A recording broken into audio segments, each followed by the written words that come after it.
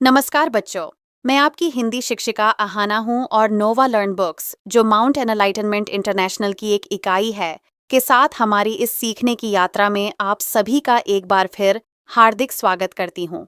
आज हम हिंदी व्याकरण के अध्याय नाम वाले शब्द संज्ञा के बारे में सीखेंगे।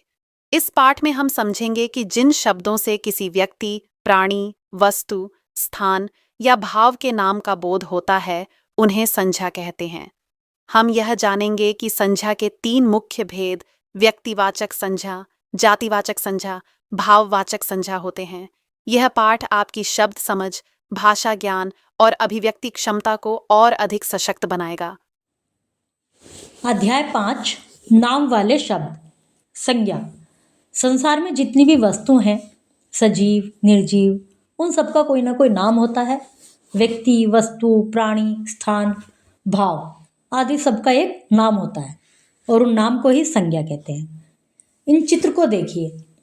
मेज एक वस्तु का नाम, लाल किला स्थान का नाम, क्रोध भाव का नाम, भगत सिंह एक व्यक्ति का नाम, भालू एक प्राणी का नाम। ऊपर देखा आपने कि ऊपर दिए गए चित्रों में सभी का कोई ना कोई नाम है। ये नाम ही संज्ञा है। किसी व्यक्ति, वस्तु, प्राणी, स्थान, भाव आदि के नाम का बोध कराने वाले शब्द संज्ञा कहलाते हैं। विशेष व्यक्तियों के नाम। रोहित शर्मा, महात्मा गांधी, श्री कृष्ण, साइना नेहवाल, ये सब विशेष व्यक्तियों के नाम हैं। प्राणियों के नाम। शेर, हिरन, बकरी। प्राणियों के नाम। शेर, हिरन, बकरी, गाय, ये प्राणियों के नाम हैं। जीव जंतुओं के नाम। छिपकली, बिच्छू, तितली, मगरमच्छ, ये प्राणियों के नाम है, जीव जंतुओं के नाम है। और ये शेर, हिरन, बकरी, गाय, ये जानवरों के नाम है, जीव जंतुओं के नाम हो गए। फिर है वस्तुओं के नाम। खिलौना, कुर्सी, लैपटॉप, बल्ब, सब वस्तुओं के नाम है। स्थानों के नाम। दिल्ली, मंदिर, विद्यालय, मॉल, स्थान के नाम है। भाव के नाम। सर्दी, लंबाई, मिठास, मित्रता, भाव के नाम है। तो ये जो अभी हमने देखे, ये अलग अलग संज्ञाओं के ही नाम हैं। तो संज्ञा के कुछ भेद होते हैं। ये जो ऊपर जितनी भी हमने संज्ञा पढ़ी है, वो इन सब के अंतर्गत आते हैं। संज्ञा के भेद। व्यक्तिवाचक, जातिवाचक, भाववाचक। व्यक्तिवाचक संज्ञा। जिन शब्दों से किसी विशेष व्यक्ति, वस्तु या स्थान का बोध होता हो, उन्हें व्यक्तिवाचक संज्ञा कहते हैं।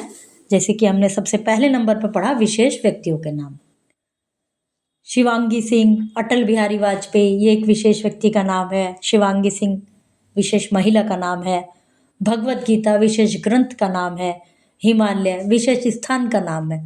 तो ये सब हो गए व्यक्तिवाचक संज्ञा। जातिवाचक संज्ञा। जिन शब्दों से किसी व्यक्ति, प्राणी, वस्तु या स्थान आदि की संपूर्ण जाति का बोध होता हो, तो उन्हें जातिवाचक संज्ञा कहते हैं। जैसे महिला, पुरुष, वृक्ष, बैल, ये जातिवाचक संज्ञा है। महिला स्त्री जाति की बात चल रही है। पुरुष पुरुष व्यक्ति जाति की बात चल रही है, पुरुष जाति की।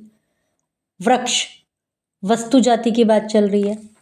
प्राणी जाति की बात चल रही है बैल से। तो मतलब ये अपनी अपनी संपूर्ण जाति का बोध करा रहे हैं, इसलिए ये जातिवाचक संज्ञा है।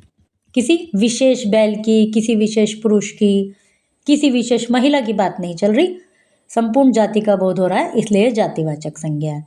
जिसमें किसी विशेष पुरुष, विशेष महिला, किसी विशेष वस्तु, स्थान की बात हो, तो वो व्यक्तिवाचक संज्ञा होती है। भाववाचक संज्ञा वे होती हैं जिन शब्दों से किसी प्राणी, पदार्थ की दशा, अवस्था, भाव, गुण आदि का बोध हो, उन्हें भाववाचक संज्ञा कहते हैं। जैसे बुढ़ापा, बेईमानी, क्रोध, बचपन आदि। ये जो सब नाम लिखे हैं, ये सब भावनाएं हैं। मतलब हम इन्हें छू नहीं सकते, देख नहीं सकते, केवल महसूस कर सकते हैं। अतः ये भाववाचक संज्ञा है। जातिवाचक संज्ञा से भाववाचक संज्ञा का निर्माण भी कर सकते हैं। जैसे जातिवाचक संज्ञा है बच्चा, उससे भाववाचक संज्ञा बनी बचपन। जातिवाचक संज्ञा लड़का, लड़कपन। माँ, ममता। बूढ़ा, बुढ़ापा। एक बार फिर दोहराएं। किसी व्यक्ति, वस्तु, प्राणी, स्थान, भाव आदि के नाम का बोध कराने वाले शब्द संज्ञा शब्द कहलाते हैं। संज्ञा के 3 भेद होते हैं, व्यक्तिवाचक, जातिवाचक, भाववाचक। जातिवाचक संज्ञा से भाववाचक संज्ञा का निर्माण कर सकते हैं। बच्चों, आज हमने संज्ञा से जुड़ी महत्वपूर्ण बातें सीख ली हैं। अगले पाठ में हम फिर मिलेंगे एक नए और रोचक विषय के साथ। धन्यवाद और शुभ अध्ययन।